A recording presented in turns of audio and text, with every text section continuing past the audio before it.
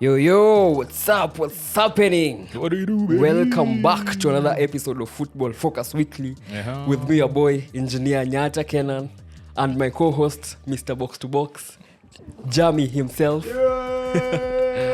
What's up? How you doing, bro? Wiki yako imekuwa aje? Kupoa mazee. Hujadedi? Sijadedi bado. Stress haijakumaliza. Iko karibu kunimaliza but ni hadi ya maisha. Usi give up. Don't give up. Be strong. We have to be. Yeah. Do we have a choice? Hakuna option. Mimi niko fiti. About exams. Exams ziko sawa. Unapatana tu na new content kwa exam room. Niko kufungua page ya box to box. So Content pia mpya tu. Unashtukia so pia una learn something new from the exam. Yeah, but you are doing good. Shout out to our class, my class. Class of 2025. Yeah, so tunamaliza alafu so Kenan has been doing exams no matter we were not able to shoot on Monday. But aliponea exams ilimsave. I'm back. Kuna episode ilikuwa na kungoja hapa ya didi ya mlichapona nani? Spurs. Spurs.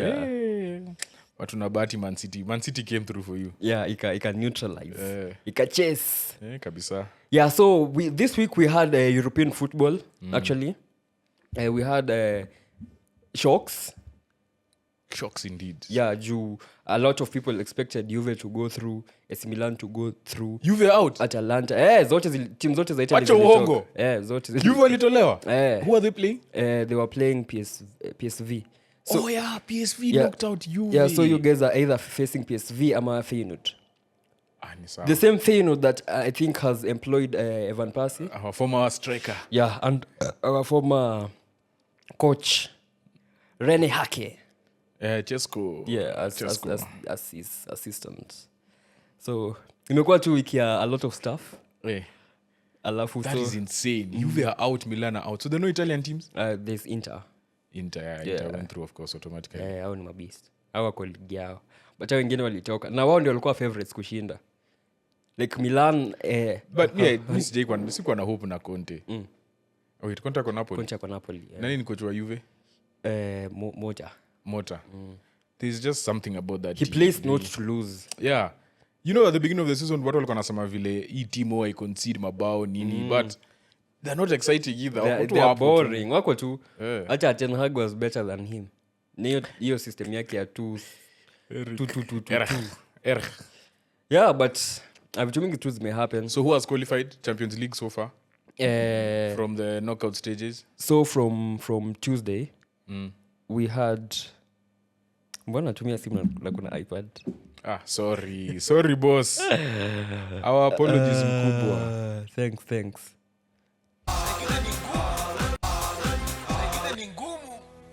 Ni ngumu sana. Deck imetuacha. Leo imetu abandon. It has abandoned us. So on Tuesday, I think let me check UEFA Champions League. Draw iko kesho, ndio? I wonder who City will face. I'm really curious.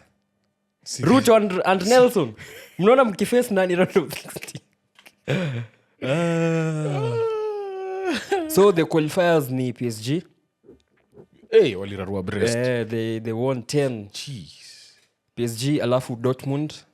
Alafu Dortmund drew, yeah, but they had won the first leg 3-0. Alafu Hala Madrid at the expense of who? Sporting. Then Hala Madrid, PSV, Club Brugge, Bayern, who were Club almost Brugge's result was interesting. Amazing. It was just very interesting the way in which walikuwa tunafunga tu mabao kwanza ile ya tatu before half time nduki. That's a goal and a half. Bao na nusu. Bye. Then we had Bayern wenye walikuwa whisk away, waliponea. Then we had Feyenoord. Alafu we had Benfica. By the way, game ya Benfica na hiyo game ya Bayern zote zilikuwa late goals. Ties zilikuwa draw alafu late goals those guys. Of the ladies. Good striker. He moves like Darwin Núñez. So those are the teams that have qualified. Jeez. And we wait for the draw tomorrow. Sasa ulisema draw is almost predetermined. You sort of know who you're going to face. So Arsenal are going to face either Feyenoord or PSV. Madrid. we must go to Holland. Yeah. Yeah. Madrid are either facing Atletico or Atletico or Leverkusen. Leverkusen, Yeah. And then that means Bayern might face Leverkusen or Atletico. Yeah. And Liverpool will either way face Barcelona or PSG in hapo mbele. Hiyo 7-0 nani alifunga kweli? Kvaratskhelia. Them boys. Who's the goose? Did he even play? I think he played. Mbona tena inatoka? Juu, he's been on fire. Yeah. The last 2 months. Nilikutumia, by the way, tuko na subscription. Yes. FB Ref. Yes. So I was looking at the top strikers in basically the most informed top scorers. Actually, the last 2 months. He came off after I think 60 minutes. No, he came on. Oh, he came on. It was 3-0 already. Yeah, 5-0. Oh, sorry, 5-0. Yes. So he had already. This guy has scored 15 goals. Actually, it was 3-0. Yeah, 3-0. He came on at 3-0. Yeah. But he didn't score. Yeah, he didn't score. But he has scored 15 goals. Yeah. The most in Europe. Yeah. In the last 2 months, or this year. Yeah, this year. Goal ratio of 43 goals per. A goal every 43 minutes or 48, something like that. Brace, hat-trick. Insane. Yeah. And don't you forget, when we played them in the Champions League, the guy was even... He aliachwa. Yeah, alikuwa na kesi na nani. Sijui aliquestion something. And he's playing as a striker. Yeah, PSG reinvent. But hiyo attack yao ni crazy. Yeah, nani. And after losing Kolomoni, bado now, in fact, now I feel like it's addition by subtraction. Yeah. When you remove people, when there's too many people, you don't know who to start and whatever. So you remove them now. The players that are left there, plus now you've added more firepower. You've added more, not firepower, but like people know their roles now. Yeah. Like, you know, if I'm playing 60, this guy will play 30. If I play 30, if I play 60, more play 60, like Chelsea, that. Yeah. Everyone knows their roles now, and everyone knows they're going to play. And there's fluidity up front. And then there's no favoritism. Yeah. If Dembele can be benched, anyone can be benched. Kvaratskhelia, they are signing. Pia inakula bench. Yeah. Ndio ilikuwa game yake ya kwanza alianza, I think, ya UEFA, and he scored. Hey, but Kvara was a good signing. Yeah, it's a good signing. Anyway, The fact that they signed him less the money we spent on the Real Betis goat. #7. Hey, we are loving the bro. player you gave us. Atakuwa player of the month. You guys gave us a gem. Namba wanafunga ni bao kalikali. Kwanza hii anafunga weekend hivi. Hadi akapiga Samoa. Yeah. Pellegrini is just enjoying. Pellegrini is enjoying. I'm telling you, I watched that Betis versus Sociedad. So, come on, Betis is my team in Spain. And I'm just watching this guy play. Like, he has so much freedom. Like, he's free to... Yeah. Like, I'm a boy bro cheza. And nachezi left back. Wajibambe. You have the freedom. It's like he's reminding you, by the way, I'm Brazilian. Yeah. Ni kama tulisahau. Plus, we know the culture, the language, the food. More or less, ni kama Brazil na Spain zina nini. So, I find it easy. Other than kukua England kwenye unafosiwa kuongea kizungu 24/7. But sasa zingine ni poa. Unajua say ama players wakitoka majuu ama wakitoka machini juu Brazil iko chini. Wakitoka Brazil waende place ka Ajax alafu ende Man U. Now you've gotten to the highest level. Yeah. If you're humbled at that level, bro, you come back down to earth quickly. And Ndio sana. It's like the same thing I'd say with players who are like former child prodigies. And then at like 22, 23, it's like they're flops. Then they find that one club and things gel. Yeah. And they're like, sawa, I found my footing. Na uzuri ya players ka hao, mtu ka Anthony sahi, hawezi mdanganya na ati... Okay, maybe Real is the only other team. But very few clubs can come to him and tell him come. United. He's played for United, he's flopped at the top, he knows. Yeah. Like, he knows how it feels when the media is on you, scrutiny. The whole world is watching. The whole world is watching. Yeah. And you're put in a position to fail. Especially after the first 3 games, the hopes you gave everyone. Like, you know, after the first 3 games, Adi Peter Drew alisema, justify his fee. Yeah. Juu scored game zote. He was our player of the month. And he was, I think, nominated. Na akashinda goal of the month. The one he scored versus City. Na he came on. We said we have replaced Giggs. Yeah. Give him number 11. Yeah. Oh boy. I don't know what happened. But especially that case of his, I think mentally affected him. That was true. Yeah. But also, even regardless of the case, that guy played more left back than left wing. Yeah. Or right wing. Yeah. Okay, the plus, last season. plus I think The last season. Ten Hag pia limset up Ten Hag set up many people. in as much as form in a deep. You need a player to like afiche hiyo nini like isikwe haperform na hakuna mtu anamreplace. So every time unakuwa tu unashinda ukiwa chini, so kila mtu anakucriticize. He had to reply to United Legends. Imagine. He told Scholes, you can't be criticizing me every week and you're not telling me what to do. Yeah. You're just telling me what I'm not doing. Tell me what I should do to make it right. I think that's the same thing that's happening right now with Gary Neville. Yeah. Have you seen how many people have made videos on Gary Neville this week? Yeah. And Actually, I didn't want us to even make a one on him because honestly, I don't watch him that much to have an opinion on. It's Because annoying. ilifika tu point yenye nikasema tu umse. Because the thing is, he's at this point with United, the issues go way beyond the pitch. Yeah. How Amorim is doing right now. Amorim, when he picked up this club, you guys were 4 points off top 4. Yeah. Now You're 4 points of relegation. well, you're closer to relegation than top 4, right? Yeah. But a lot of the reason why that is the case, see shida ya Amorim. You know, it's easier for you. It would have been easier for you to get Rude till the end of the season. Yeah. If you didn't want to lose, get Rude until the end of the season, then get Amorim next season. Yeah. Because that means Rude can adjust. Achukue our players, our Neville players on Ateza, gap. and gets a formation for them. Yeah. That's the one thing Amorim can't do. Amorim has his system, has his way of playing. You guys have to play how he play. Yeah. Now you have to make sure they adapt early so that Yeah. you can get the players you Rude, want. if you guys really wanted to win, honestly, if you guys wanted to win, you'd have, win, not at you win like the As Premier in League get or those anything. results So too. at least you get to top 4 Champions League, Or top whatever, 6, yeah. or top 6. Then now you readjust. Yeah. If you wanted to do that, you'd have gone for a manager who was a back 4. Or just have Nini Rude. Which I'm saying Rude would have been the best one. Yeah. No, when you get another manager, that's it. You stick with them. Especially after what has happened with Ten Hag na Ole. Awezi atatum tu for until end of the season lafu na mvuta. So you'd have given Rude that job, honestly, right? But then you decided to go this route. But going this route does not only mean going with the manager, it means getting him the personnel he wants. Yeah. Which you failed. Which you didn't do. So like, what was the point? Were you doing it for Pressure. just to make sure Ten Hag goes? Were you doing it for, and then it would have even been cheaper, right? Yeah.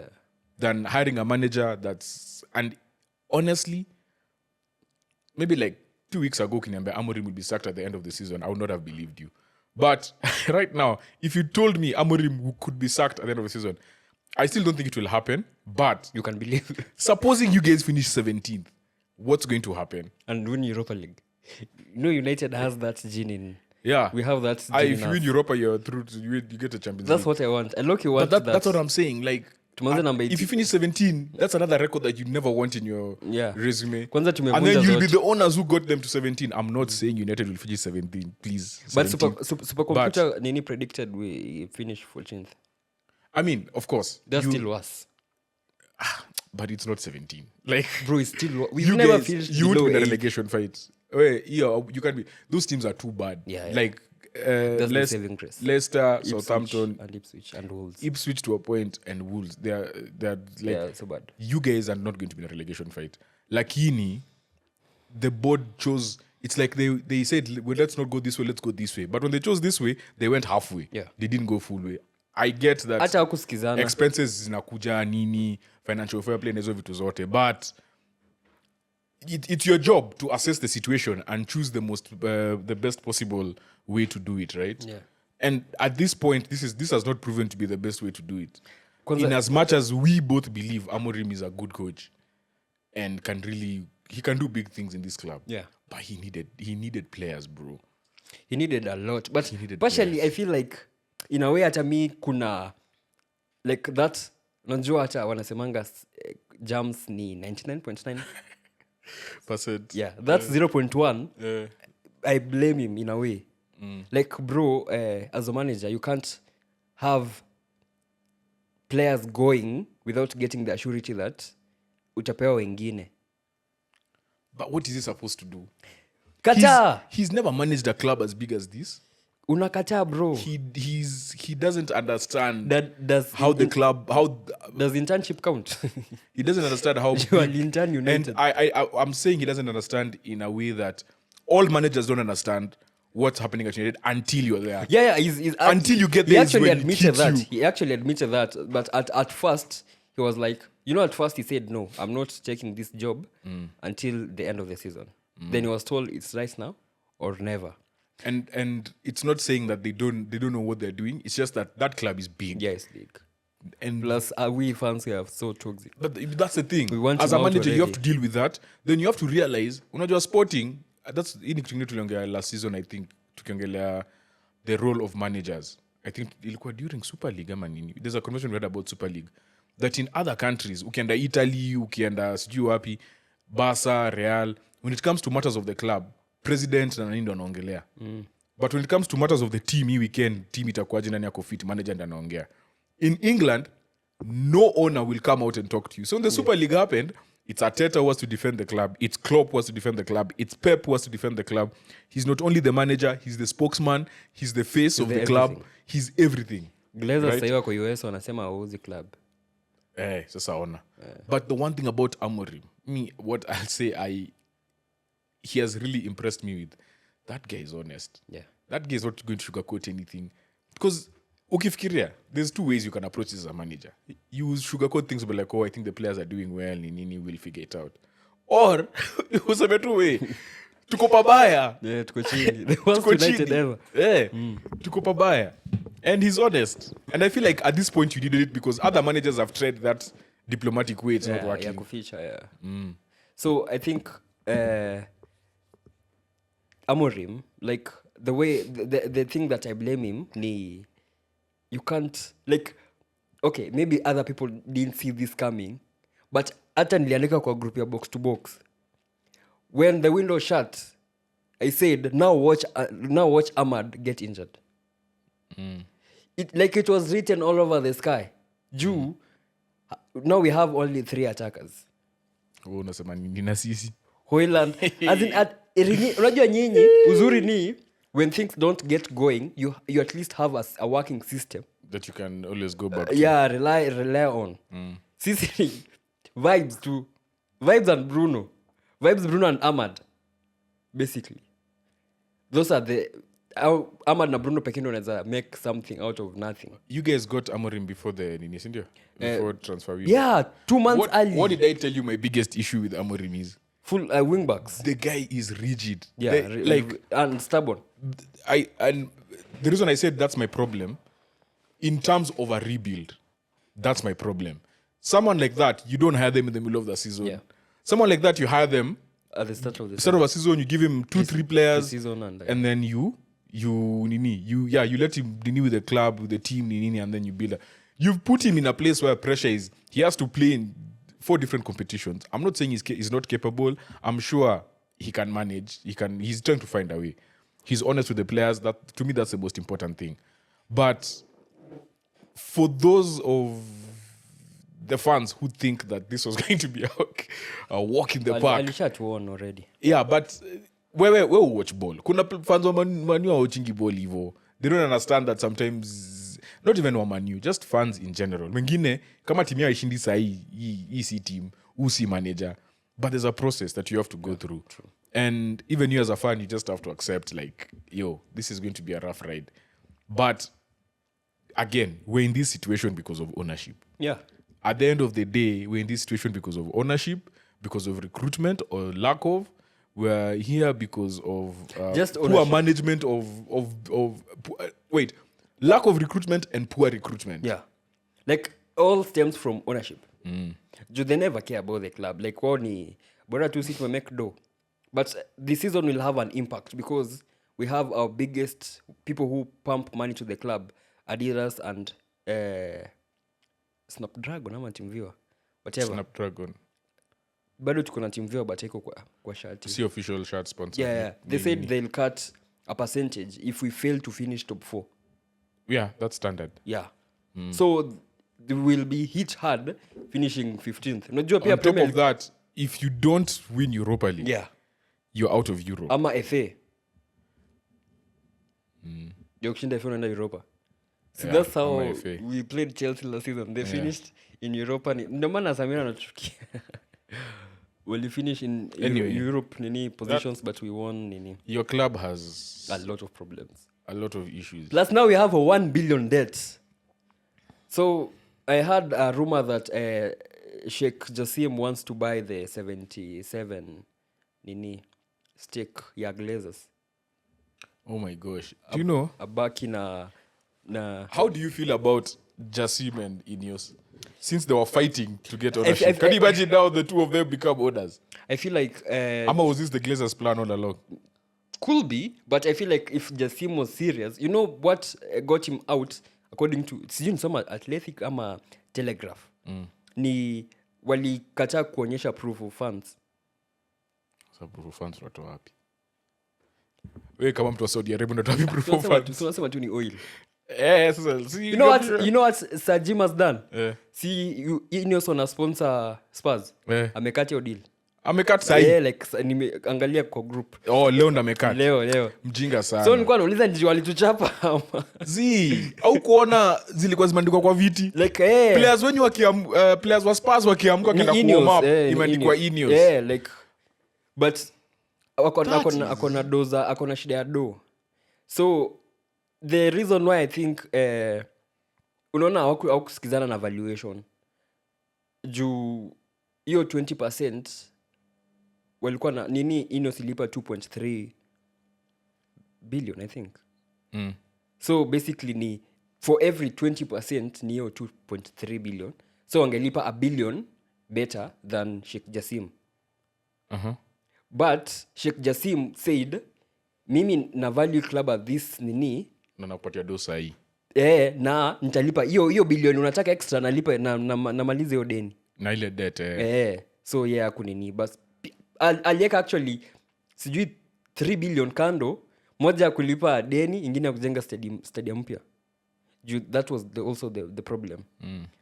Glazers wakazua wakaenda na wenyewe. Glazers wameona kuna doi na you know you sell 100% of the club, that revenue that you get weekly.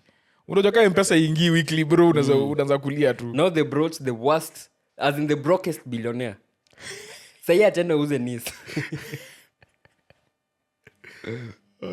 Ndio atakuza maplayers wote. Amefire. Jana niliona anafire 300 workers. Insane. Now you know Luke Shaw hasn't played in 1 year for United. His salary in that year can maintain 600 workers. That's 8 million pounds.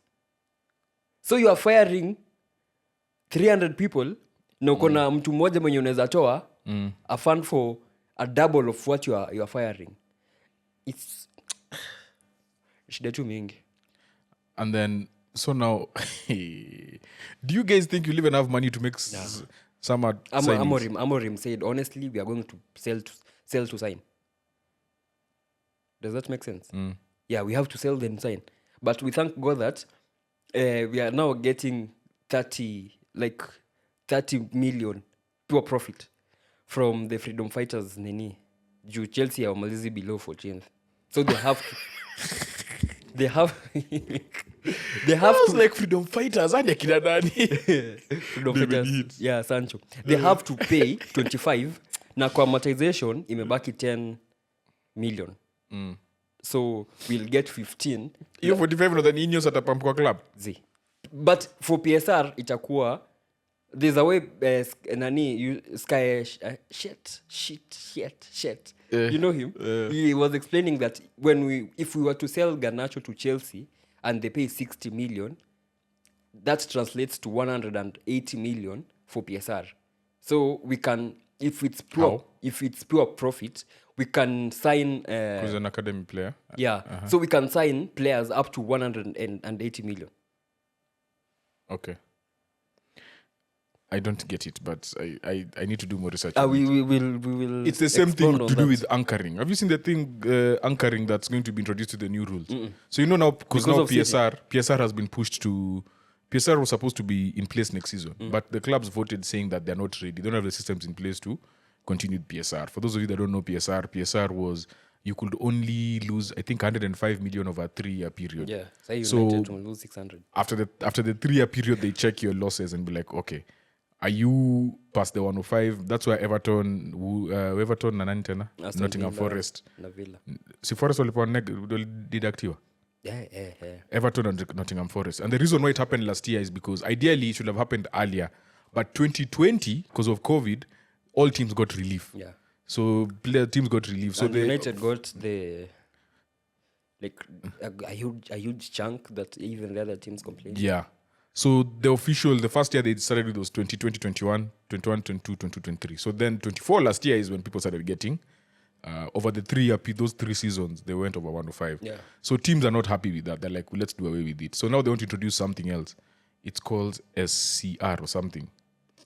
SCR, we have to do like a whole video of this. Yeah, we do. But part of SCR basically is similar to what they're doing with UEFA. Because UEFA right now, you can spend a percentage of what you earn in revenue. So revenue is your TV deals and your commercial revenue. So how many times you appear on TV, UEFA pays you.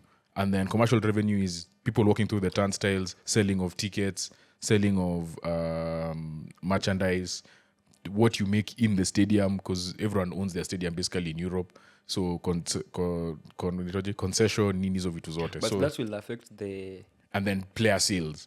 That wouldn't be kind of fair for the small teams. So that's true. So basically, in Europe, so there's a second part that I want to lead to that. So in Europe, the ideal goal was to get you to spend 70% of your revenue. Revenue is of to explain. So they started off at 890, I think. They started off at 90% of your revenue. Then season ingine wakasema 85, like that. They're just dropping to get to the 70 so that teams can adjust. You can't just introduce 70 at once. Like no one will survive. But then now they want to introduce something called anchoring. So on top of that, SCR, I think that's what it's called, there's something called anchoring. So anchoring basically means the top spending team can only spend 5 times Man City. the revenue of the worst team in the league. Crazy. So if right now, who's last in the Premier League?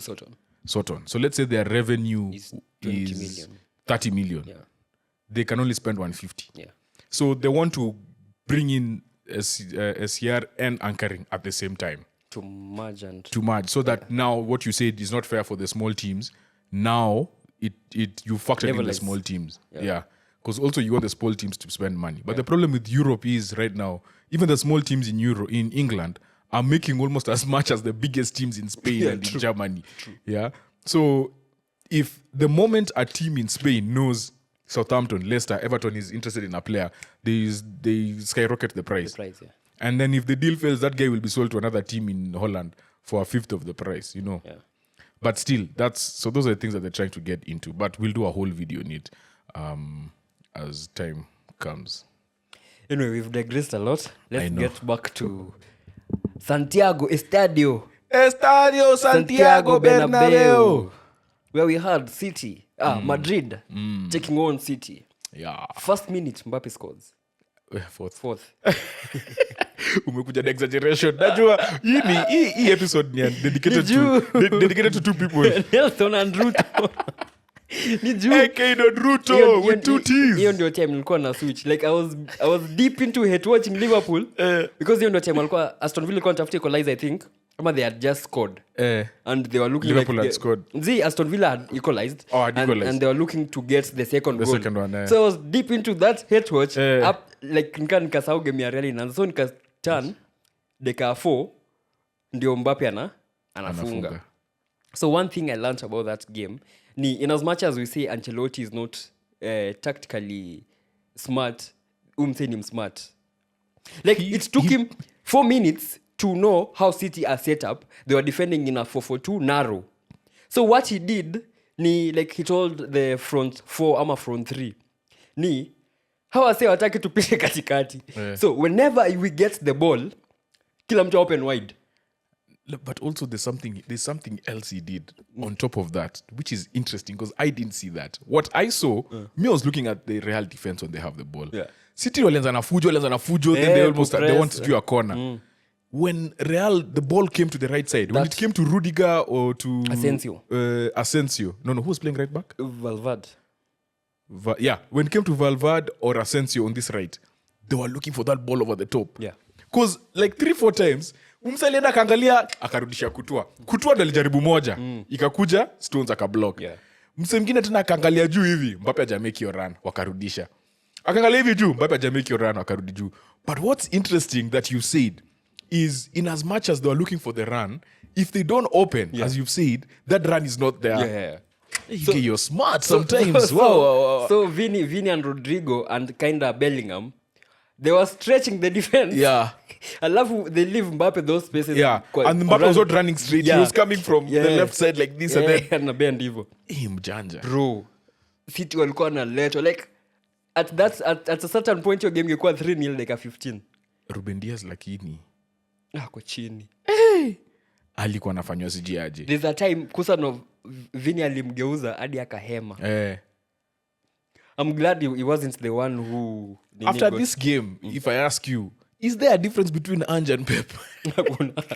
Hakuna. Because in terms... Okay, not tactics. But in terms of stubbornness, you can't be that stubborn. Hakuna. You're playing a high line and you don't have the personnel. Yeah. You don't have the midfield to press. You don't have the defenders to run back if the ball goes over the top.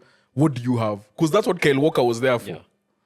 Well, Kusanov is quick, but he's all the way on the other side. So, and Mbappe was coming to run after Vardiol. Alikuwa amewataka hao wawili. Hadi Stones kwanza venye Stones aliumia. Hao wawili hapo nyuma. Mbappe was dealing with them heavily. Do you know? His celebration was crazy. I had to do the last 16 games or something. Only one manager has come from a 2-1 deficit to knock out Real Madrid. Do you know who that manager is? Tommy, Lil Tucci. No. Pep. No. Ateta. No. Who? He was the coach of Ajax. Oh, Ten Oh, that 4-1. And he did it at Santiago. He's the only one to lose the first leg at home and beat Real at Santiago and knock out Real. Crazy. Nikumbuke hiyo game. Interesting, eh? Crazy, yeah. But yeah, that game, there were so many things, there were so many interesting things to it. First of all, Kutua hata angeanza kuchoma nyama hapo defense. Hapo kipa hakuna kitu. Oh, something else I noted ni acha umekwangu ukinsist hapa ni I think managers know more than we do. For sure. Because when City signed Mamouche, like literally everyone knew that Umse ni striker. But Pep alikuwa anamchezesha na Haaland ama kwa wing. Because ana feed of main man. Yeah. What he was doing at Frankfurt na akicheza na Ketike. So Jana was the main man. Bro was non-exist. Hakuwa anaonekana. Let me ask you. Umse, like, why was Haaland benched? Haaland is injured. Like alikuwa alibenchiwa tu kumake numbers. He didn't even warm up. He didn't even train with the team. Alikuwa tu. Yeah.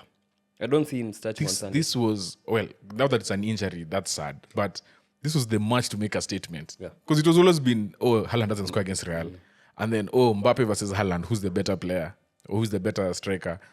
So, when he was not there and Mbappe scored a hat-trick, Mbappe cooked. Kwanza Mbappe's second goal. What was Vardiol doing coming all the way on a sled cam? Me celebration ilinibamba. Like, Mbappe from the first goal, I think to the kwanza ilikuwa the last he did. He was explaining to the fans. Ya kuedit ilikuwa hii ya Steph Curry. Alifanya hii ya Steph Curry. Yeah, so he was stupid. His celebrations were so stupid. Like he's explaining to the fans like this is what I've done. Ni kama mkuwatch. Ni kama he even looked at Vardy like I said nimkunje hivi. Anaka kamse mwenye. Anaonyesha wale wase watawatch highlights. Zile highlights za YouTube zenye azinanga aionyeshi bao. Inakuonyesha tu highlight akicelebrate alafu audio iko off. So anaonyesha venye alimkunja. But that was a good goal. Who assisted that goal? Was it Rodrigo? Rodrigo. Kusanov. As in that's what kwanza tena ilikuwa na Vini opened wide. So they all followed him. Sasa acha unashindwa ufuache nani. Vini akifungua hivi Mbappe amebaki hapa, Rodrigo kwa nyuma yake, Bellingham ndiye anakuja na ball. But nani pia you could tell he enjoyed playing in midfield. Chouameni. Yeah, Chouameni enjoyed. He's back. He's back into midfield. He was happy. Like for the first time I saw City give up. the second half. For the first time. Yeah, I've seen them give up. Even against us, they gave up. Yeah, against Spurs, they gave up. Like, as much as they gave up versus you, like you kind of felt like before that third goal, before Skelly scored, they felt like when tunaweza rudi game, they had a few good touches. Yeah, I get what you're saying. Jana, there's a even moment, after the first goal, I think even after the second goal, there was like a period of like 2 minutes there where the ones attacking, pressing high. Before Skelly scored, right? That's against us. But even yesterday against Real. Yeah, so because second goal came in the first half. Second half sasa ndio niliona tu like hawako. I've never seen Real najua si team ya possess game. Real ni ya vibes. Kwanza hata bao ya tatu uliona vile Foden alimwacha tu. Bro, like the pass wote walikuwa nyuma to make it worse. Wote walikuwa nyuma and he managed to score. But I think no one except Nelson. I think no one expected City to go there and win. Honestly, this City. And Ruto. Ruto anakuanga pragmatic. Yeah, a bit. But unajua funny fun. So they deserved the whooping they got. Oh my god, that Savinho was non-existent. Nico was fouling people. He deserved a red card. Hey, kwanza the pull he had on Vidi. First of all, you know me nilikuwa bajani nilala hiyo game. I slept. I said I'm not watching this game. I'm so tired. Yes, I've been doing like 6 different productions and we're also working on something that's cooking that's coming tomorrow. Yeah. So get ready. I woke up today morning. I woke up today morning to watch both games. I spent 4 hours of my morning from 6 a.m. to around 10. I watched all the games just to come and talk to you here. Yeah. So I watched that Gonzalez was just playing and I'm just like, wow. There's something about watching a game that you already know the results to. Now you're not even watching because you even know when the goals happen. So you're just looking at patterns, different things. Yeah. And I really want to watch more of that kid because he's a kid. Yeah, he's a kid. Because what he did against Newcastle was good. So I want to see more of him. Yeah. Definitely. But Jana, they played into Real Madrid's hands. But how wild is it that in recent years, if I asked you, the people who carried this team, you'd have KDB there. Yeah. You'd have Haaland. Bernardo. These two guys didn't even see the pitch. Like, is this a change? Is this like turn of an era? KDB looks heavy. Like you'd tell the way kitambo KDB angeglide through players, anatakuliwa anasimama anaenda na anafunga. Unajua na kucheza hata.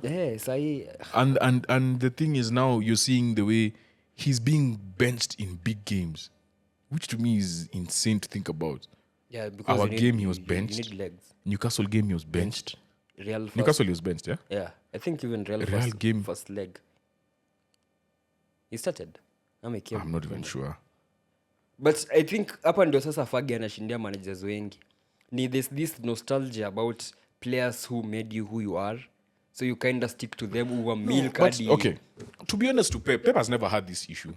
Pep has been good at reinventing his teams. This was the season to let go of akina KDB, akina Bernardo, akina what. But he kind of still felt or even if you don't let go, get that replacement to come in. Yeah, he felt like they still have something to offer. Bernardo ni kazee, as in haezi. Bernardo is still a baller. I just don't feel like you play him there in midfield. He can't take on he can't beat a player. Jana alishindwa kuchenga Mondi. This is not the Bernardo we know. So it's high time Pep re-energized the school as in revamp the whole. You know, he's re-energized. That's third goal. I think Onana saves it. Onana saves it. A good keeper saves that. You know, but this City play almost like, okay, we all know what's happening in Pep's personal life, and we don't know what the details are. We just know like an overview. But these things affect you at the end of the day. You're human. They do. But it also seems to me like the pressures of this 115, it's like they know something we don't. It's like they know something is coming. Hopefully. Because they're almost playing like a team that knows. Regardless, they'll be relegated. Yeah. Like they just...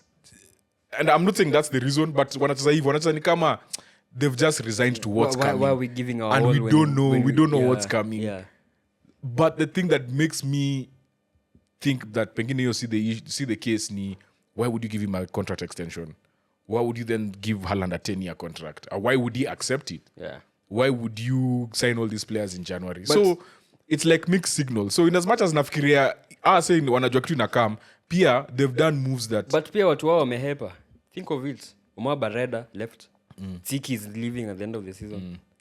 So kwanza mtukaa Tsiki kulive na all his life amework na Pep. Na Pep hajai kubali umse wako kwingine. So but anyway, vitu zinafanyika. Yeah. But yeah. Sasa, we haven't even talked about the implication of them being leaving Champions League. Because you know now, ideally, City is a team that goes all the way to semi-finals. So they're missing round of 16, quarterfinals, just as semi-finals.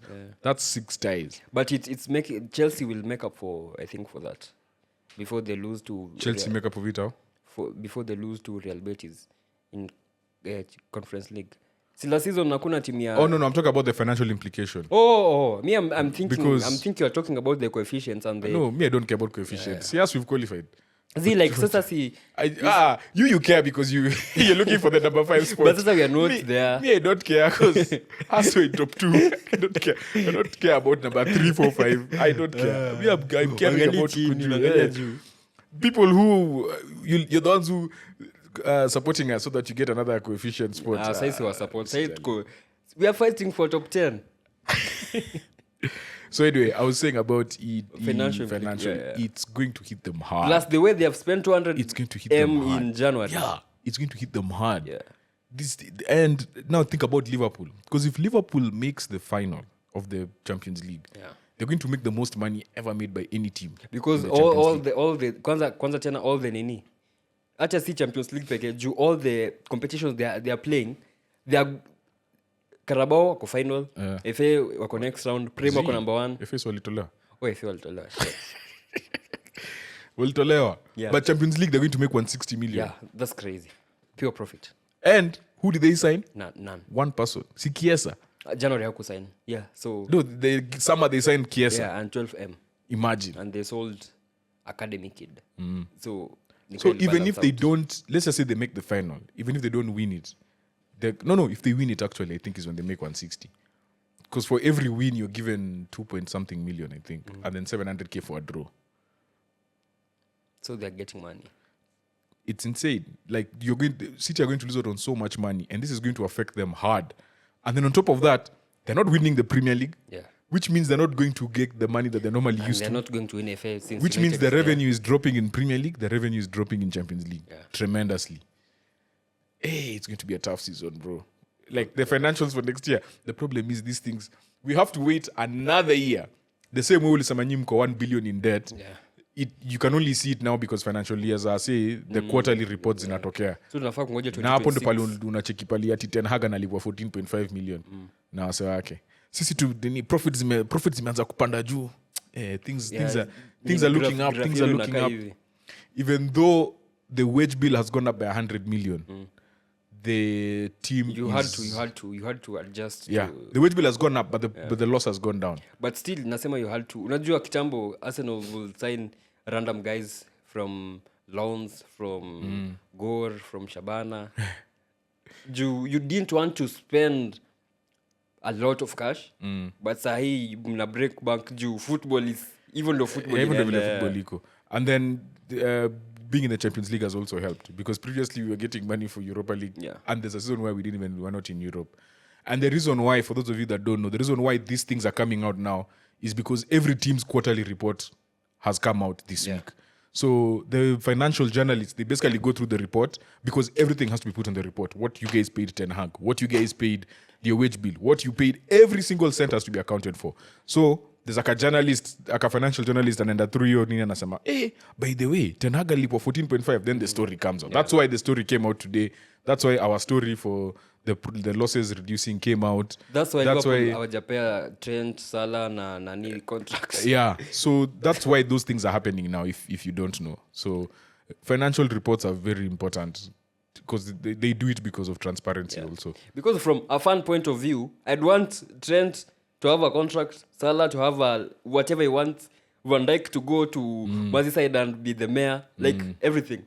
but pia team inaangalia hawa si wako 30 kwanza Van Dijk na Salah wako 33 value yenye wana to offer in the next this years na chenye tunawalipa na player tunaweza pata well granted amwezi replace Salah the only player who can replace him ni Saka na Saka hezi toka Arsenal like the player who can offer what Salah offers but do you think Mamouche would have been a great replacement yeah for Salah? he would but if they got an out and out right winger ndio Mamouche acheze from left wing ama a play off any striker there. Yeah, that's true. Yeah, they need an Because out the and thing out is, right wing. Mamouche is not Salah. Yeah. Salah is, in terms of his output, Nini is up there. But if you have someone they can renew with, Bro, ukitoa Salah Liverpool, they are nothing. Literally nothing. sasa juu umeingilia Liverpool, tuungale tu yeah, hiyo game yao. tuingia hapo. Like, alifunga tena. Yeah, he scored and assisted. They started off the game so well, I think.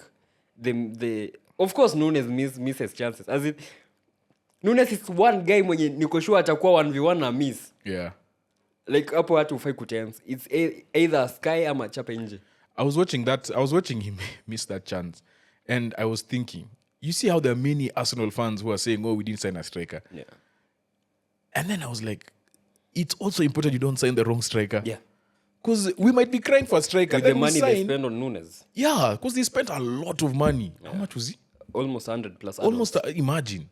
Now imagine us, we spend that 100 and the striker is not right. And that is why sometimes, The striker is not Nunes. sometimes, I keep telling people like, on this pod specifically, I keep telling you guys, and you, but you agree with me, that in as much as yes, we want a signing, if the signing is not right, what's the point? Yeah. Like, why are you making that signing? And us guys have been smart. Like, this is now, I mean, it's annoying sometimes because you're like, damn, would have really worked, a strike would have really worked in this scenario. But the way you play and the way you create chances, there's just a certain skill set that you need. And if that person doesn't fulfill like 2 or 3 skill sets that now you need your striker to have, what's the point? Yeah, true. Because Nunez, I don't even know what they saw in that guy, to be honest. Like, okay, But I he was- get he it. was- Because he he was was scoring promising. goals. He He was was scoring. promising, Like, yeah. he was scoring goals and stuff. Hata Man United dai kumsign. But do you know there was things in between that didn't make sense? Yeah. So you remember the Benfica president came out and said, hey, when this guy's offered us this match, we were like, hey, We can't- we can't refuse. Yeah. Take him. We'll fly him there. Yeah. Because they're like, even you, there's some things you know and you're like, what? They want this much for this guy? I think even Ajax fans said the same for Anthony. Yeah. And when that doubt starts, not even doubt, when those reports start coming out before you finish the signing, hey, bro, you have to be. Recruitment is key. Very key. Recruitment is key. Yeah. Because for every amazing recruitment you do, sometimes there's like a really messed up one you do. Like people don't give Liverpool enough credit for recruiting Salah. Yeah. Salah, Mane, Van Dijk. Those are like 3 of them. Even Firmino. Firmino. Yeah. Those are some of the craziest recruitments I've ever seen. Because if you consider how much they got them for, They were gambles actually. yeah. If you Was consider, even Robertson. actually, Van Dijk, the value was great. Yeah. In terms of if you look But at that what was a good gamble that if- worked. which one? Van Dijk, the age. That's more of a gamble. Yeah. These other ones were not that much of a gamble because Salah was 30 what? 30 something. Yeah, 32. Mane was almost 36. I can't remember the cost. Alafu- Firmino was 20 something. like those Robertson are, was 6. imagine. Like Robertson. Robertson is another one. 6. Like these are proper signings. Like you're making proper signings and it's cheap. Less than 100 million, you've gotten the core that has gotten you a Champions League, a Premier League, and competed at the very highest they've- level. like they've won and you go to another Champions League final. 2. 3. Well, other than the one they won, so they go to 2 more. Yeah. Yeah? 2 more, yeah? Yeah. So, like, Even a Europa League final. by them. I'm not saying the recruitment is bad. I'm just saying on this particular one, sometimes you can do amazing recruitment, like 5 or 6, 7 good players. But then you can get one wrong and it messes you up for a long time. I think they did what United does. When United goes head to head with a team, let's say, like a good number of players we've signed, tuliwasign juu team ingine ilikuwa inamdai, but sisi tuka outpay. Yeah. So in this one, the main rival for Nunes was United. You guys, yeah. So Liverpool said, acha tushinde hii. And maybe it could work because at that time he was 22, I think. Yeah. Oh Lord, it has backfired. They now want him to go to Shabana. Na Shabana said to die. But what I'll say about Nunez is, in as much as he really missed that chance, they don't come out of Brentford without a result if it's not him. A lot of games. I'd say like 2 or 3 games where he came on and actually made a big difference. I want to say Crystal Palace away, if I'm not wrong. His energy is crazy also. The way And he there's another game towards the beginning of the season. So, beginning of the season he was not playing. But there's another game where I can't remember which game it was. But you have to just accept that that's who he is. Yeah. But he felt bad when the team was giving the lap of honor to the fans. He alienda dressing from direct. Yeah, he's that. Hiyo ndio kitu ingine tena. Then I hope he didn't watch the Van Dijk nini post match. Of course I'll watch. But what did Van Dijk say? We can't afford missing chances like that. Like hakuname but unajua tu mimi anaongelea. So because who else missed a chance? Sinie tu. Him and partially Jota. Kuna nyingine Jota alikuwa anataka kufinesa akikaenda corner flag. I remember ile mistake ya nani? Mistake ilikuwa bao. Disasi alikuwa mjinga. Si Disasi Jota was making the run, then Disasi does that thing of actually keeping him on side. Yeah, that one. Yeah, but I think Liverpool missed a couple of chances. Villa played well by their standards. Alafu, I want to address United fans. You see ati Rashford ni world beater. You saw what he did in the second half hadi akatolewa. Slowly anarudi to default settings. Same thing nani said juu ya Sancho. Anaitwa Jeo mtu mwenye aliambia Jackson ame this Nigerian guy. Obi Mikel. Amesema Sancho amekuwa chini. Aliwadanganya the first 3 games. So in United we have a bad culture that this is one of our own. He can do anything he wants na hakuna accountability. Huko ako Villa, he's not one of their own. Alafu they don't have a bad culture at players don't take accountability. Ka uchezi uwekwi. So ndio maana Rashford anakimbia hapa but still he shows those you can't polish a turd. Ama nani anasemanga Goldbridge. Leopards don't change their spots. Like you can see bado there are those kurusha mikono kutembea kwa uwanja ana sprint once anabamba fans then he doesn't do the rest like that Trent goal. You are a winger, follow your man. In this day and age kama when winger would track back when he liability to the top 5 teams. Actually any team if you think about it. Liverpool fans say Salah doesn't track back but kinda justified, but the second goal came because he didn't track Dinya and he assisted Watkins. So kuna implications za hizo.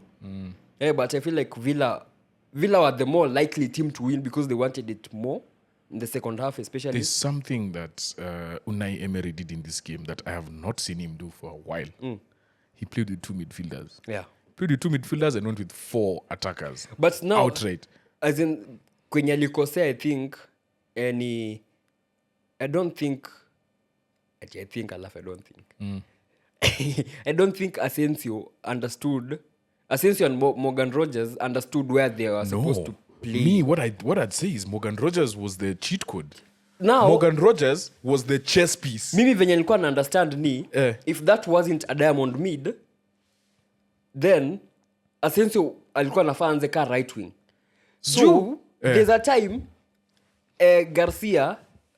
Oh my God! Don't even get me. He was isolated. You can't isolate a fullback with 3 on that wing. Like hakuna alipata ball anarudi nyuma. So Liverpool knew that hakuna mtu kwa hii wing. So wanaacha space. Venye teams zilikuwa zinafanyia Bisaka. Wanamwachia tu space. Ball atarudisha nyuma mapass hivyo. Like, so Asensio and Rashford they need to understand how they fall back. Because that should not be Morgan Rogers. But Morgan Rogers, the first, I think, 4 runs he had, he was marked by Gravenberch. He was marked by Szoboszlai and 2 by Van Dijk. Van Dijk was being told, get out of defense and go all the way. And I remember I told you this when Villa played us. I have not seen Arteta show that much respect to a player. Rice, Pate, wote na wananguka. All of them, na akipita mmoja wanamvuta. Wasema umse akimbi. And I was like, yo, managers, you remember that thing but literally we've just seen it how managers see things that we don't. Sometimes you don't see it, but how you see certain managers react to certain players, you're like, yo, something is happening here. This guy there's a time Robertson came from left back to come and defend in the middle because Morgan Rogers was threatening to make the run. The second goal, Morgan Rogers gets the ball on the wing from McGinn. for McGinn and then plays it to, I don't know who he plays it to, but if you look at him, he runs straight into the box. Yeah. But even without the ball, he pulled in Konate, he pulled in... Van Disney. No, not Van Disney, whoever the midfielder was, which then created the space for the cross to come in. Yeah. And I'm like, dude, Morgan Rogers is... Like, it was so exciting. I'm sorry I'm getting excited. But as a manager, seeing other managers react to great players, or even players you don't think are good, or even... Well, we know he's good. You might not think they are great, but if you see a manager react to that, you're like, this guy is onto something. This Morgan Rogers guy is onto something. And when Van Dijk came to defend him in the middle of the park twice, he went to the wing. That is when they threw Gravenberch to him. Yeah. Then he left that wing, then he came back this side to come and disturb... well, he didn't really go to the wing. He went like to the half space. Yeah. That's why Robertson came out and met him. Yeah. And that's why, to me, I'm saying Morgan Rogers was the chess piece that Nani was just keeping and seeing where if I take him here, what's going to happen? How are they going to react? And when he realized they're pulling one or two players to go and chase this guy, that is when that ball came in. Yeah.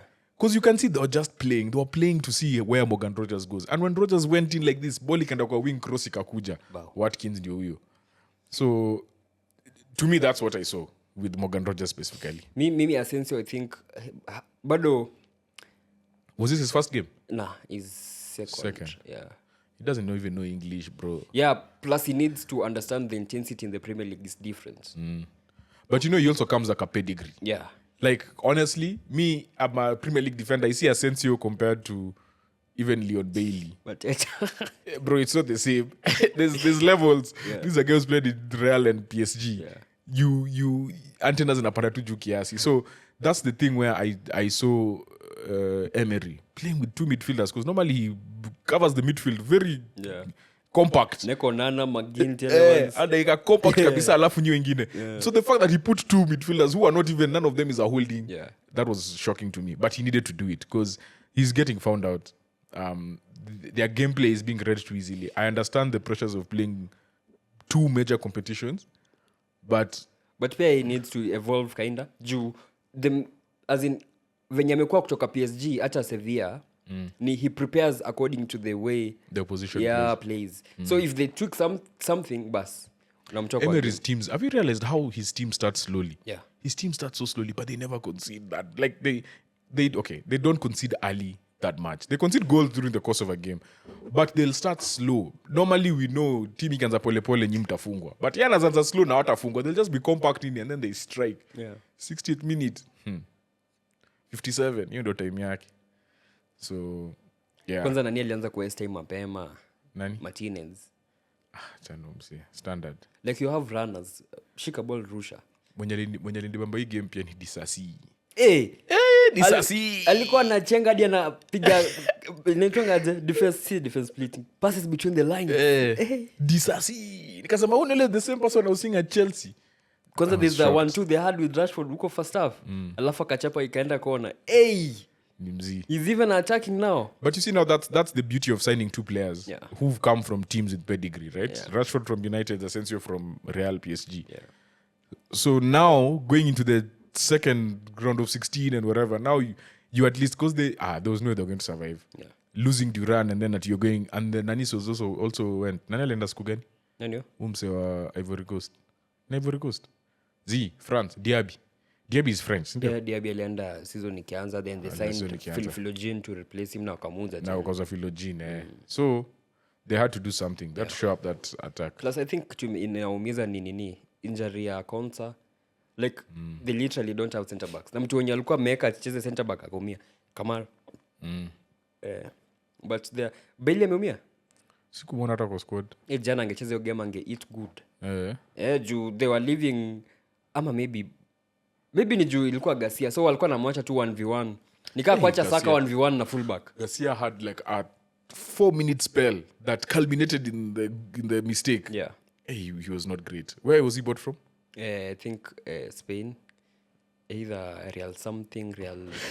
Kusema Real hizo ni ka teams sita za league. Rayo Vallecano ama... So yeah, he had a spell there that was... it was not great. Even McGinn alianza hivyo first. Like they were trying to... First of all, he was trying to run from the back. Yeah, he's trying to play from the back. McGinn akifanya zile ujinga zake kwa nyuma. So... but he's strong pia. Who? McGinn. Yeah. I really want to see how Garcia ends up playing the rest of the season, but he didn't give me that much confidence coming Same. from the right. But let's see. I feel like he's very good once he leaves his own third. That middle third. Up until they brought on Cash. Aujangalia team anachezea. Oh. Sinda nini tunaangalia. Tunaangalia. And then lastly, as you check that, I need to address something. I think it's about time we agree that Trent is washed. No. Trent is amazing, bro. Yeah, he's amazing. Trent is actually, it's like, I look at that Levante. gameplay. Alikuwa Levante. Yeah. Real CEO. Real Levante. I look at that guy play sometimes and I'm like, what? Umse. And the thing is, he's improved his defense to a point where it's serviceable. Yeah. He doesn't need, again, our biggest issue is that he can't defend. But now he's reached a point where he can at least delay like one-on-ones where he's still getting found out where he pushes up and whatever. But I was thinking about it. If we're going to hold, who was the right back for Barcelona for all those years? Dani Alves. If we're going to hold Dani Alves at that high level, Dani Alves could not defend. If you really think about it. It's just that those guys dominated the ball so much, it didn't really matter. Right? Sisa ndio maana sasa watu wameanza kurealize, Walker is poor positionally, Walker is poor this. Yeah. Because when City were at their prime, you'd get a 12% nini possession. Now the only way you can hurt them is through counters. Ndio ndio ilikuwa stronghold yake. So you don't get a chance where they allow you to even go 1v1 with their fullback. Alafu one weakness. Yeah, so with Trent, okay, I don't know. He needs not to go to I was trying to think about it. Who would be in your top 3? Who would be your top 3 right backs? All in the time? world? No. Currently. Right now. I'd have... Because I actually can't think about it. There's no one. Venye nawezeka mtu amaniwa. Hakuna mtu. Premier League. First of all, in the Premier League, there's no one you're putting over Trent. Yeah. Liverpool, Chelsea, United, Arsenal, City. There's no one you're putting over him. Yeah. France unaweza sema Hakimi. Oh yeah. Hakimi offers equally what he does. Yeah. You could say Hakimi. Yeah. In Spain you'd argue with Carvajal, though he doesn't have the final ball but he makes up with the defensive nini. Yeah, you're right. Yeah. If you're going to consider defense to be. Yeah. But bro, Trent is, I think okay, Trent Carvajal gives you balance. Gives you the balance. Yeah. But Trent can decide games from right back. Yeah, from anywhere. Which is again, isn't that what we're looking for in the world? Yeah. Like that is where you're saying Arsenal need a striker that's like this. Can do this and that. You guys need a midfielder that can do this and this. Yeah. Like it's not everyone who You're can not do one-dimensional. Yeah, it's not everyone. Who needs a centre back that can sprint back and can play the ball and is good in the air and is tall. Can take like physics. Yeah, like there's not many players who can do those things. Yeah. And what Trent can do, bro. There's a time I saw him just walking into like that. He's just walking into the middle third, and Aston Villa just leave him. And then he just, that Kabul rule, just move the ball forward like this. And then he chopped an hour pass. Like, he cannot do. And I'm less like, this guy did it so nonchalantly. Like, anashika ball, anaangalia hivi. Pass. Yeah. Like, I'm not saying he's the level of Steph Curry in NBA. But Steph Curry, the moment Steph Curry passes halfway, bro, you have to be like, where is everyone? I need to know where everyone is. And I need to know where this guy will want to shoot. I need to be there. It's the same with Trent. The moment he's getting close to halfway, if you don't see the runners, and you don't go to him, he will finish you. The moment he now starts getting to your final third, he can shoot from outside the box. He can whip the ball in. Yeah? And he's mobile enough to play those 1-2s as well. So I'm just looking at the guy and I'm like, honestly, leaving bias aside, because I know this is an argument we've had many years. There's very few people who are better than Trent. No one. In that position. Ndoma Real namdai. And then his age. 25? Bro. If he wants to win Ballon, he should go to Madrid. I really just wanted to put that out there. He should go to Madrid. Yeah, so actually, now we're going to the Premier League. Yeah, before you go, we have to... Even before you go, I have something to say. But yeah, say Lookman. I think there's something... Lookman. There's something that Italian teams... Okay, in general, football doesn't have memory. because if you can boo Messi, if you can boo Ronaldo, then... But we are fighting against racism. Then your best player, who won you your first trophy in 76 years, is the same player. Like, you know, in this game, they were non-existent until he came on. And 1 minute in, he scored. He scored, yeah. He was attacking 38 seconds, I think it was. Relentlessly. Like, he gave them every chance.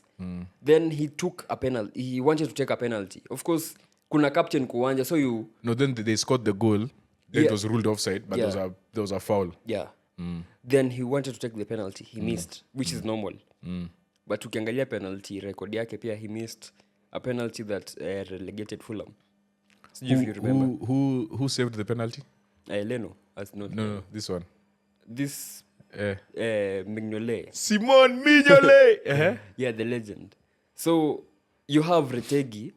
So you have a manager who is supposed to defend you, but he's going to bash you in the media, and you're black in a foreign country, and you're arguably the best player. I didn't top like 10. That. He was in top 10 of Ballon d'Or. Yeah, I didn't like that. I laugh with the fact that the people who you are saying have missed penalties recently. Retegi missed a penalty versus you guys. Kwanza yake ilikuwa worse. It was saved. Yeah, it was saved. Beautifully. It was worse. Twice. The Ketelara, like, he doesn't turn up in games. Okay, he does, but ni unaona ile game iko 5-5, game iko 5-0, then you score the 6th and the 7th. So it doesn't have the much impact in as much as ni goal nini. So this man, you're supposed to defend him, but you are bashing him. Nika Havertz. Havertz sana? As in ile kufunga, he can score the 4th goal in a 5-1. Yeah, but he can't score the first goal in a... I'm at the only goal in a match. Yeah, so I didn't like that from Italy, from the manager. I feel like these are the moments where you should really back your player, right? Yeah, this guy, again, as you said, won your first trophy, a European trophy at that. The same thing happened to Osimhen. Won you your first Scudetto, alafu you troll him because he missed a penalty. I think ni subtle ways of racism. It's really bad. It really sucks. Yeah. Someone who we consider probably one of the best African players currently. He actually won the African Ballon d'Or. That was messed up. That Gasperini did that on TV. He's a bum. Yeah. So I want to tell you that. For those of you that don't know, guys, I was in South Africa representing Box to Box for the TikTok Awards. We didn't win. The number one was Zero Brainer from Tanzania and Manchester Derby. Amazing couple, Ash and Miguel from SA. But on my travels, I managed to get some things for the team. Makumi and Sheng got theirs. Mr. Keinan is next. Keinan, are you ready? Very ready. Hey, he was looking down. He was a defender. Hey, nimekupata off guard. I was born ready, bro. You were born ready? Yeah. So, I have 3 gifts for you. Okay. One One is yours. Actually, 2 are yours. And then 1 is for your mom. Crazy. So I don't know whether I should give it to you. Let me just Nipe. me cover like this. Then I want to see you unveil. Do an unveiling. Uliniona na hii towel unashanga ni nini? Nilikuwa nadhani ni ya gym. Okay. Drum roll please.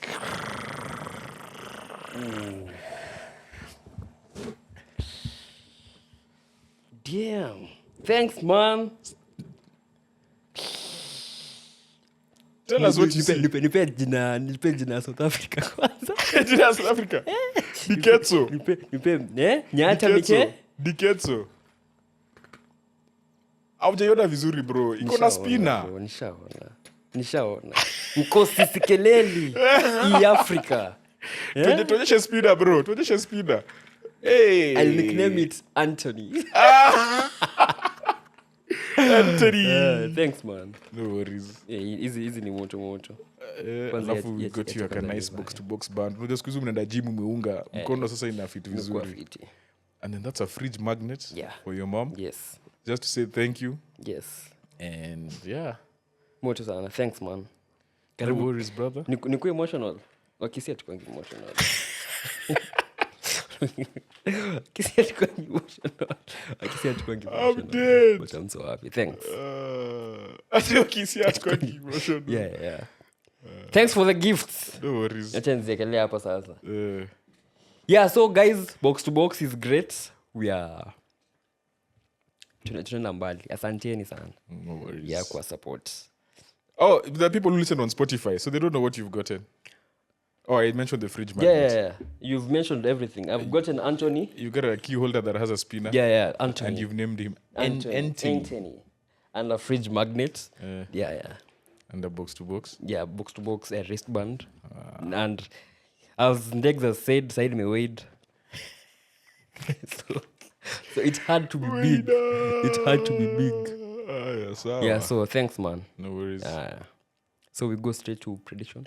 Yeah. On Friday, we have Roods Leicester taking on free scoring Brentford at the King Power Stadium. Brentford really surprised me last week when they won 1-0. I told you they were going to beat West Ham. Very, very surprised. I told you I was they not were- ready for Tuesday. Me, I was very ready. Because they had goals chopped off for offside. Oh yeah, visa. Yeah. Biko amelia juu aliingisha visa hivi alafu. Hey bro, this week I've suffered fantasy stuff sijafungua. Naona two red arrows all over. Hata mimi niko na red arrows. Like I had 3 ama 4 players missing. Konsa hadi bench yangu wacha kwa injured. Bench yangu ni Ahmad pia. Ahmad, Konsa na Gakpo. Oh yeah. Na anaitwa aje Iliman Ndiaye. Oh yeah, Ndiaye as well. Yeah. I had but it for then the kuna double, watu wengi. for the double game week. Alafu manager I had taken a -4 kuleta Unai. He didn't beat Liverpool. Ipswich. Oh, Ipswich, Yeah. So it's bad. So Leicester, Brentford. I'm going for Brentford win. 2-1. Arudi chabidi ameiza. acha nikwambie we beat them 2-0. I saw something in that performance with regards to they have a way of staying in games. Yeah. They have a way of staying in games. Actually from United's performance. It's just that last bit of scoring that they just don't. Buonanotte, Vardy, like you guys need to do a bit more. Mavididi, Ayu. Mavididi, yeah. So it's hard to argue against a Brentford win, but I will go with a draw. 1-1. Okay. Then on Saturday, Ali kickoff. Ogopa Ali kickoff. Ogopa Ali kickoff. Goodson Park. Eesh. We have Everton Uh-huh. taking on Amorim's Leaky Reds. Manchester United. Leaky Reds. Yeah. Is there any right prediction other than an Everton win? Ni ngumu. Ni ngumu.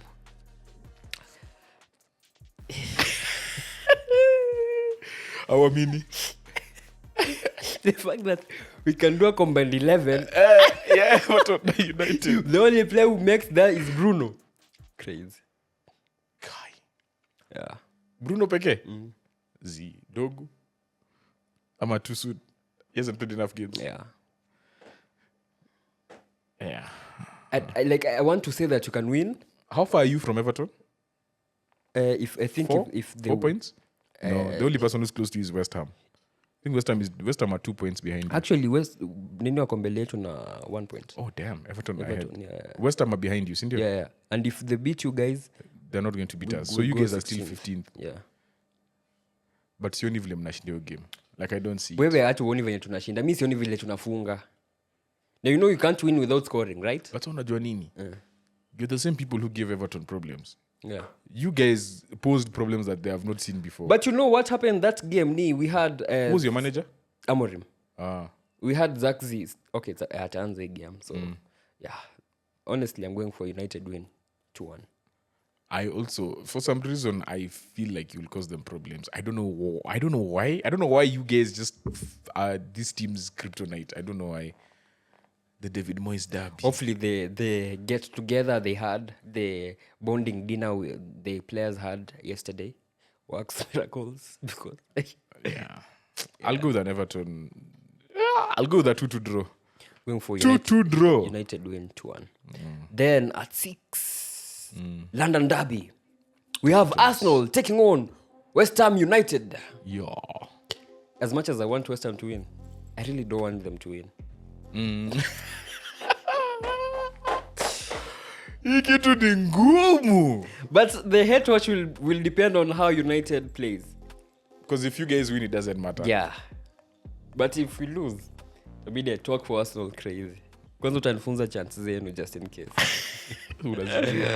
But I'm going for Arsenal win 2-1. Unajua tuko na Chante Merino. Acha nitakuangusha next week.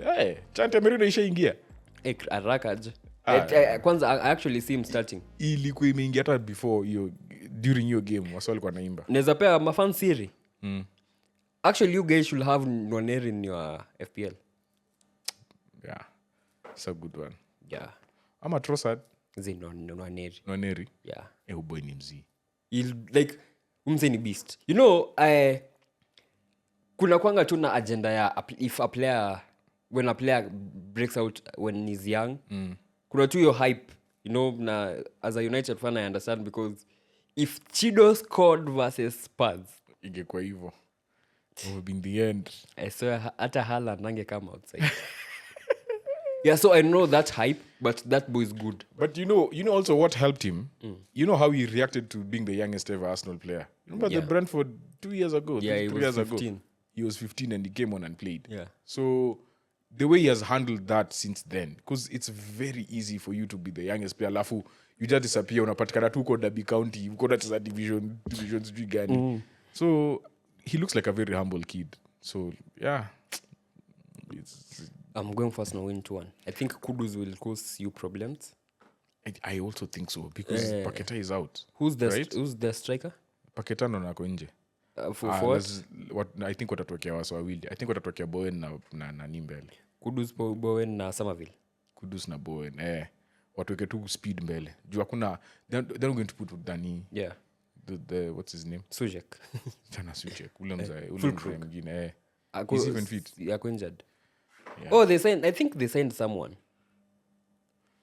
Anyway, I'm going with... I'm going for Arsenal win 2-1. Yeah.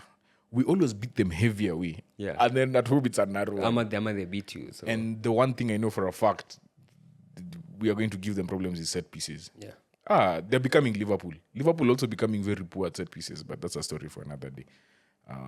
I'll go with the 2-1 as well. Especially after the pressures of Liverpool drawing. Yeah. 2-1. At Vitality Stadium. Leo nimepata right ndio nimeshindanga nikisema Vicarage. Yeah. At Vitality Stadium we have Bournemouth taking on Wolves. Bournemouth win. Yeah, easy. All day every day. 3-1. 3-0. Then another London derby. Fulham do take on Crystal Palace. That's a tough one. Yeah. Did Fulham win the last game? They beat Forest. Hey, Fulham are dangerous at all. Very dangerous. And I'm supporting them.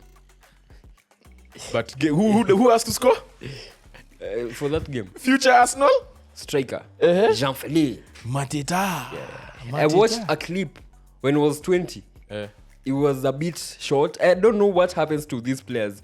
Ni kama McTominay. Alikuwa mdogo alafu kiasi akamea. He was a bit short and fast. It was crazy. Looks so moving like he's scoring a hat-trick this week. Moving like prime Henry. They are going to lose. I'm tipping them to lose so that sahi hetwatch yangu acha si hetwatch yangu nyake na Ipswich. The rivals. Yeah. Hetwatch rivals. I'll go with a Fulham win. Going also 3-1. Fulham win 2-1. Higher.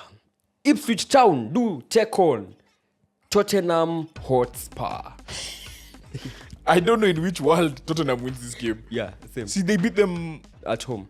At home? Yeah. Well, at Tottenham's home. Yeah. Ipswich are just... they showed so much fight last week during that game 1-1 away to Aston Villa. Because they went 10 man. They went down, to 10 man. Yeah. To 10 men in the first half. 26th or 28th minute. Then they scored the first goal of the game in the second half. And the goal they conceded was a bit lucky. Yeah. So they're showing fight. But in the same breath, Tottenham players are coming back. They finally have Mahrez back. They finally have... I'm pretty sure they might have Romero as well. Vicario is back for sure. Yeah, Vicario is back. Jed Spence is proving to be a baller on that left wing. Also, Udogi is Pedro back. Porro looks like he's tired though. That's my only thing. Johnson is back. Johnson is back. Yeah, so they're pretty good, but I think it will be a draw. Yeah, I'll go with the Tottenham 1-0 win. Just a narrow one. I'm going for a cool 1-1 draw. Aya, we have Southampton, South Coast Derby, Yeah. taking on Brighton. This is the second derby in a row, yeah? Yeah. We'll chop out Bournemouth. Bournemouth, 3-0. Hey, derbies are different. 3-1. Form goes out of the window. Yeah. So I'm going to go with the Southampton win. I'm going for Brighton win. I'm going to put pressure on United.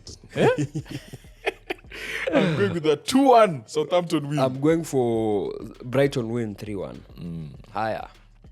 8:30 Yay. at Villa Park. We have Aston Villa taking on Chelsea.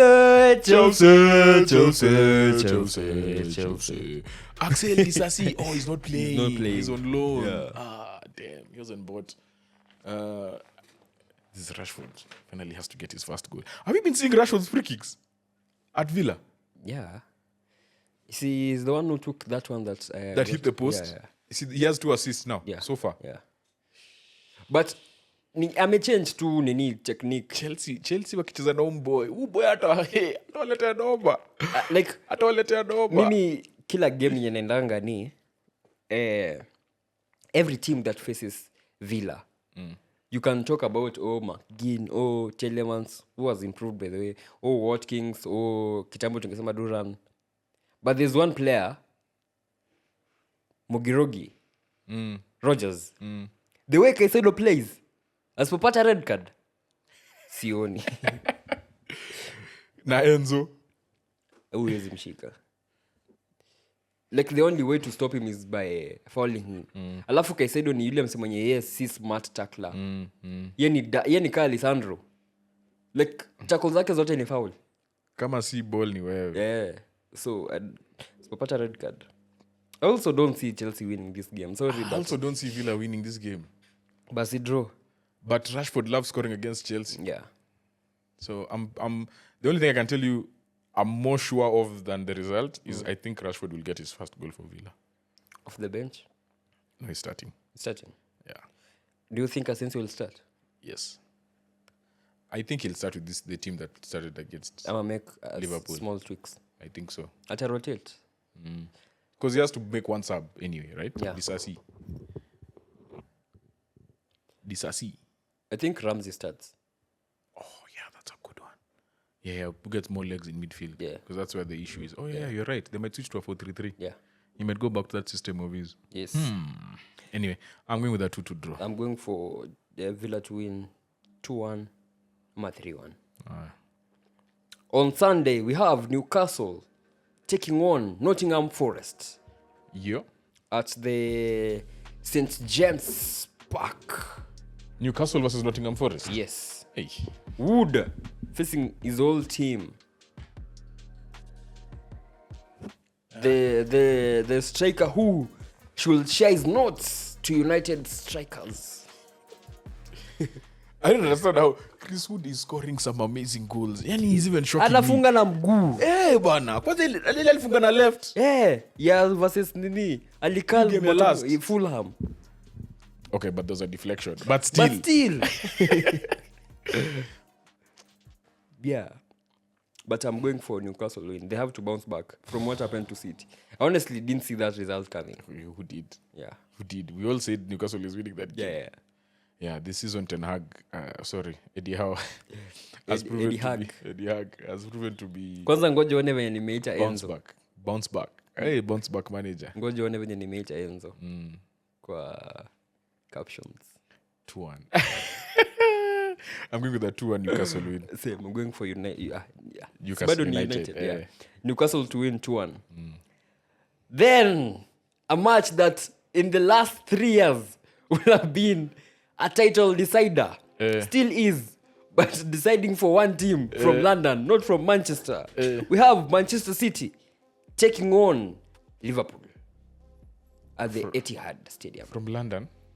Like sasa si kitambo ingekuwa like City na decide for itself. Sasa hii City ta decide if Arsenal wins or not. Oh, you're right. You're right. Yeah. My bad. Yeah, so I didn't catch the poetry. Sorry. Yeah. Sorry. Me Kenan Drury. Kisi Drury. When the kid and Begley.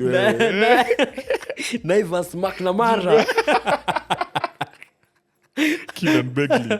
Hiyo ni mojo, yeah, so we have City taking on Liverpool. And as usual, before we give our prediction, we give our combined 11. Combined 11! So, Let's go.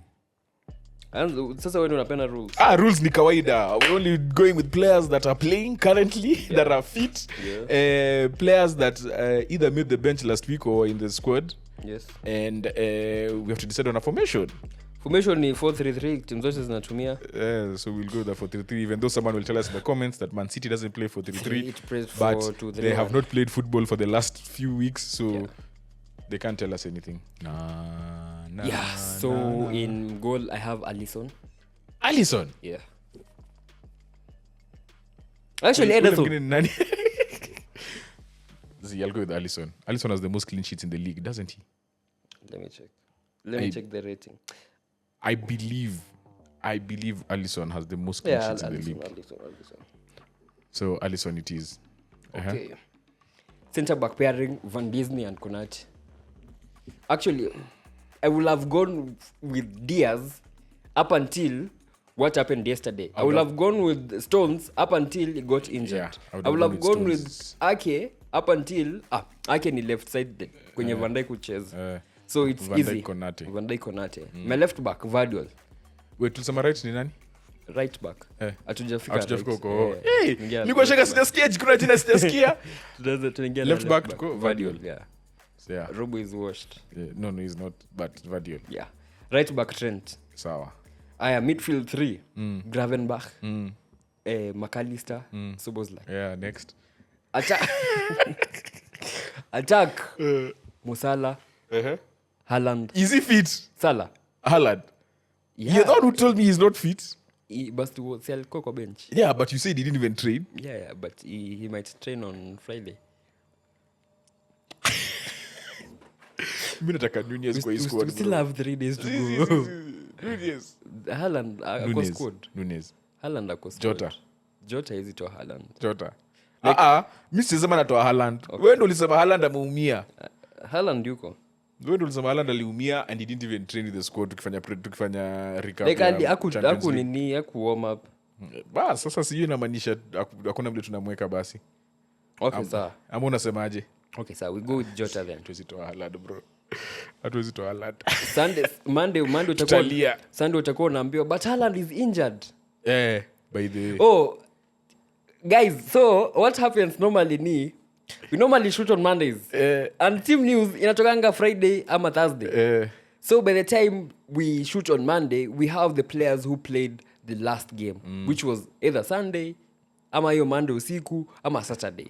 Now if they were fit up to then, wanaingia kwa combined 11. So kama last week tulieka nani combined 11? Ahmad aliumia literally the day before. Yeah. So like msikujanga kusema ati but Ahmad is in like tunakuanga church. Mpaka nileka disclaimer. Because by the way stuck in Ahmad this time.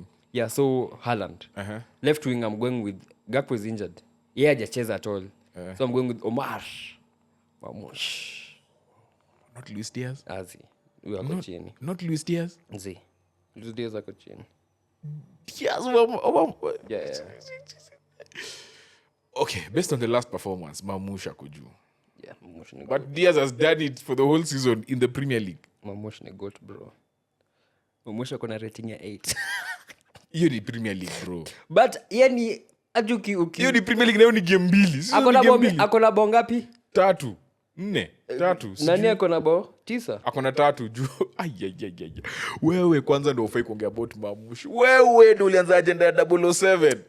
Ulianza mapema. But before tuanze, like we all agree that is a good agenda kando na no. Agenda kando. Like uzuri kuna video yenye tuna si waje tunasema video iko but I can easily forget where it is. Yeah, but and only put the one of 007. Agenda hard to agenda due of obvious reasons. Yeah, so I'm going for Mamush, honestly. Sawa. Yeah. We have to have. Does that make sense? Man City. We have to have the combined 11 za Man City this season zimekuwa ovyo. Anaitwanga Fero. Nani huyo? Pharaoh and the Prince. Oh, Pharaoh. Yeah. Kwenda kusema Ferragamo. Pharaoh and the Prince of Egypt.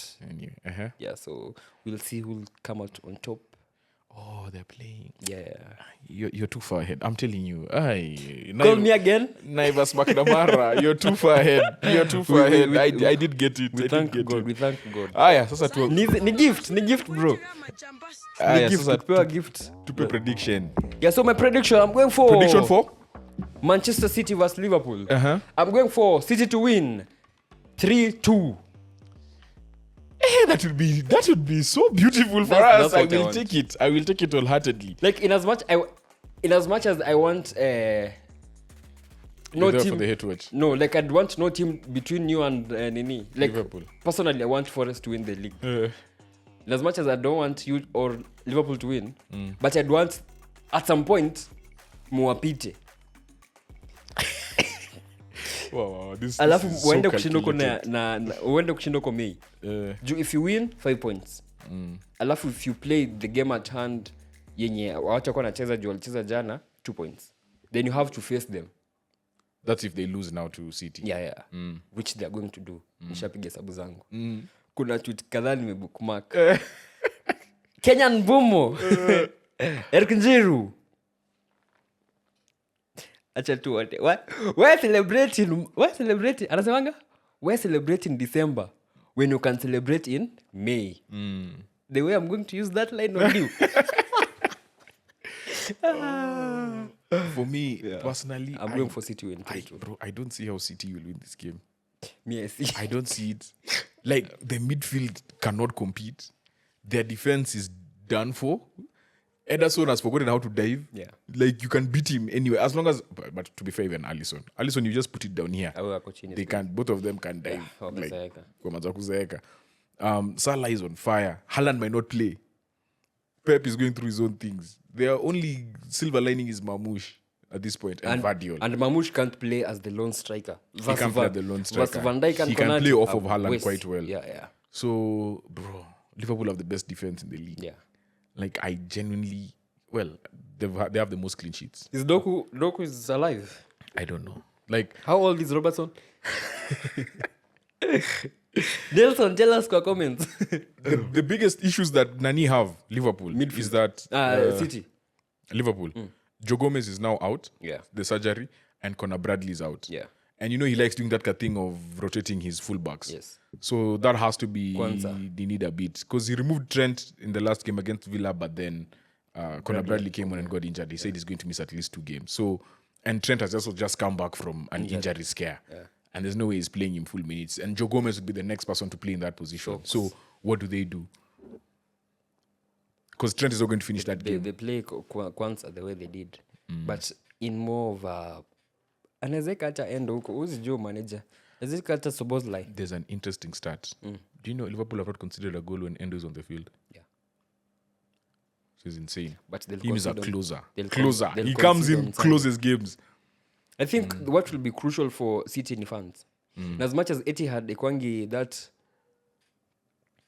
intimidating, I think on Sunday they have to try. They remember what happened at Anfield. The first 10 minutes they were supposed to be 3-0 down. They have to back their team. I've really been delaying this because I still don't know who's going to win. City, I'm going for City. I'll go for Liverpool. I'm bold. I'll go for a 3-2 Liverpool win. 3-2 City win. Actually, no. They'll concede at least 4. 4-2 Liverpool. City will concede 4. 4. Ngoja tuone. Ukiona Nunes ameanza hiyo game. Jota anaanza. Yeah.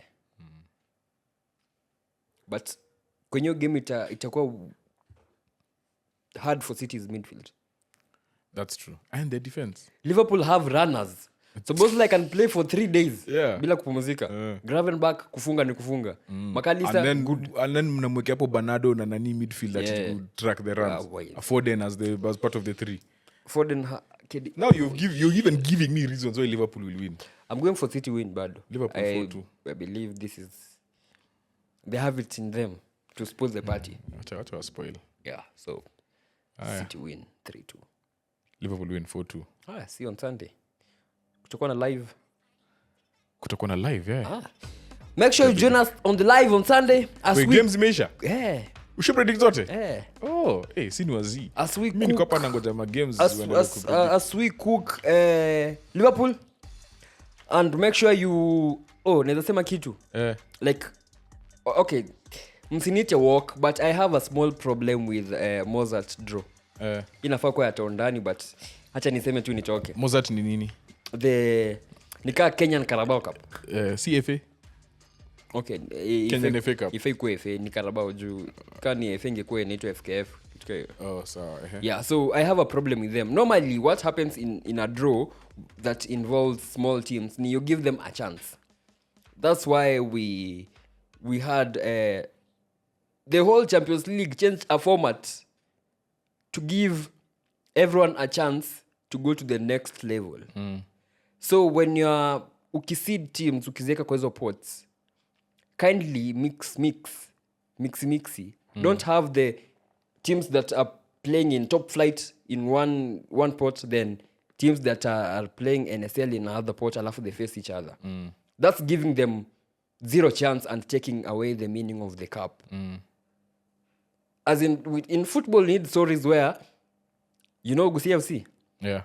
Gusii FC are winning Mozart Cup. Yeah. Ama you give them a chance to go far. As much as Sheng said, there's no... Okay, I didn't say mayo.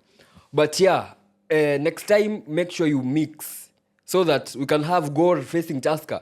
Moja atolewe so that Gusii FC can stand a chance of at least kufika round of 16.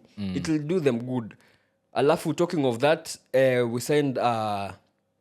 we as Shabana, we signed Magare from Guch FC, a striker. Yeah. The last time we signed a striker in the January window from Gusii FC was none other than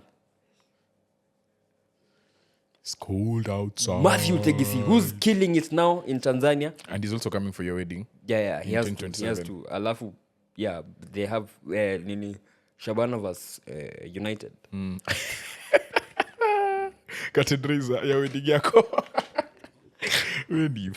Yeah, but Mozart, you can do better. I didn't like the way they drew. Don't you think it gives more opportunity of an upset?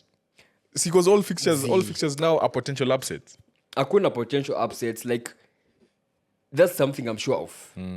Well, unless otherwise. But yeah, kuna opportunity hiyo. But haifai kuwa kwa game zote. At least give me let's box to box FC face Marish FC. Yeah. Speaking of Marish, umevaa jazi ya Marish. Yeah. This jazz is Samiro ndio nini wa hii team yetu. Samiro ndio sporting director. He's the Omar Bareda. Matron na patron. Yeah. And then the sponsor of the jazz is none other than Afro Street Collections. Unaficha Afro Street, bro. Fanya hivi, bana, Afro Street. Lazima ionekane, Afro Street lazima ionekane. Yeah. So shout out to Afro Street for sponsoring Maringo United. You can get the jerseys. There's a white version as well. Yeah. Samiro linilete yangu but ilikuwa ndogo so nimerudisha anani exchangeia, but they're available. You can hit them up on their DMs. And I talking think, of kwa ndogo, pia mimi I had taken small, but since Ndegs told you guys I'm in the gym, so I had to upgrade to medium. Oh my gosh. Share, like and subscribe. Peace out. Tupatane.